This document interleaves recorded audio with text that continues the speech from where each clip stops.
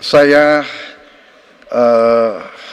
cukup kaget karena beberapa hari yang lalu calon wakil presiden Bapak menyampaikan bahwa negara kita tidak dalam keadaan perang, sehingga untuk apa kita harus beli alat-alat perang.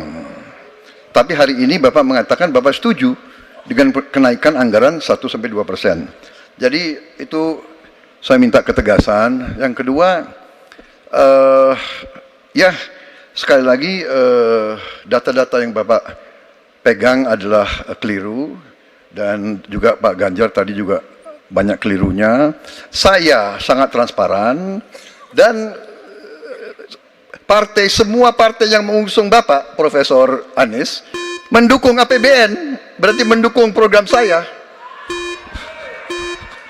termasuk PDIP di Komisi 1. Waktu habis. Baik, Pak Prabowo.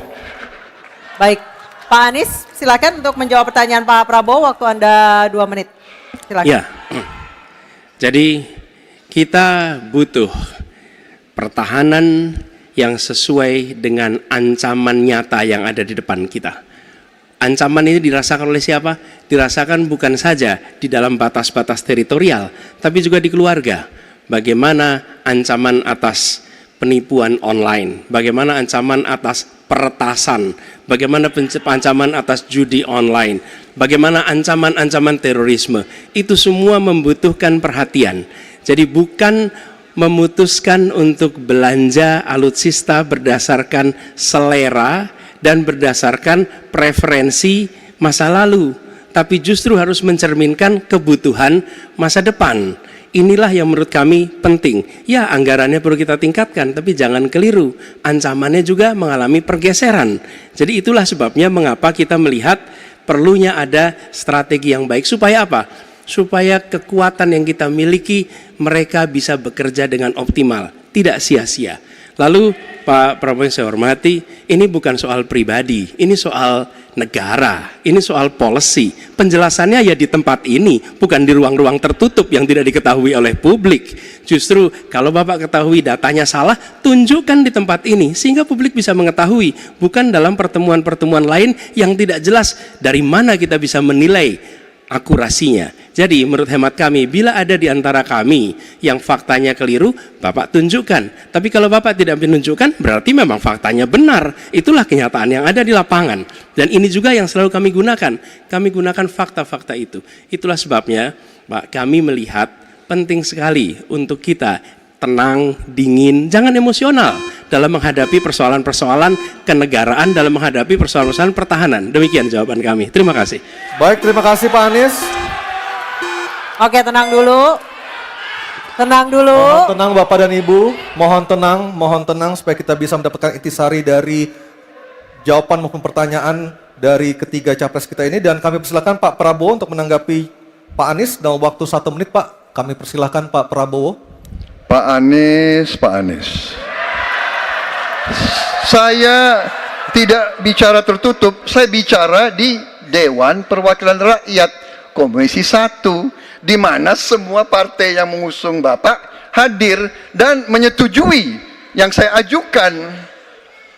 Jadi, dan juga sekarang waktunya nggak ada, jadi saya mengundang kita bicara terbuka. Terbuka, silakan. Tapi saya ingatkan, Bapak cinta atau tidak dengan negara ini? Masa kita mau buka semua kekurangan kita, semua masalah kita buka di depan umum? Apakah itu pantas? Di negara yang baik, di negara maju, masalah rahasia ada, Profesor. Jadi bohong, saya tidak minta tertutup. Saya terbuka, Komisi DPR terbuka. Baik, waktunya habis. Waktu habis Pak Prabowo, waktu habis. Kami persilakan Pak. Mohon tenang. Tenang dulu, kita lanjutkan. Supaya pemirsa di rumah juga bisa mendapatkan intisari dari acara kita malam hari ini. Mohon tenang. Silakan Pak Anies untuk memberikan tanggapan atas pernyataan Pak Prabowo, waktu Bapak 1 menit. Tidak ada yang perlu dirahasiakan.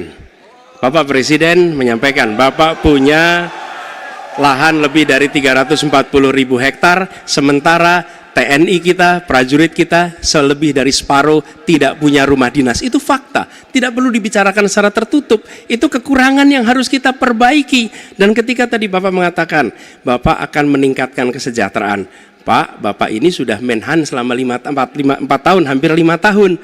Bukan calon Menhan. Jadi harusnya menunjukkan inilah yang sudah saya kerjakan. Bukan mengatakan apa yang akan dilakukan.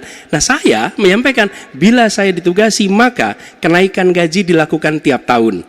Maka perumahan prajurit TNI dipastikan dibangun. Sehingga mereka tidak perlu ngekos, tidak perlu mereka sewa. Dan mereka bisa tenang. Mereka diminta mempertahankan setiap jengkal, tapi kita tidak memberikan tempat tinggal bagi mereka berdinas. Itu tidak benar, itu harus dikoreksi.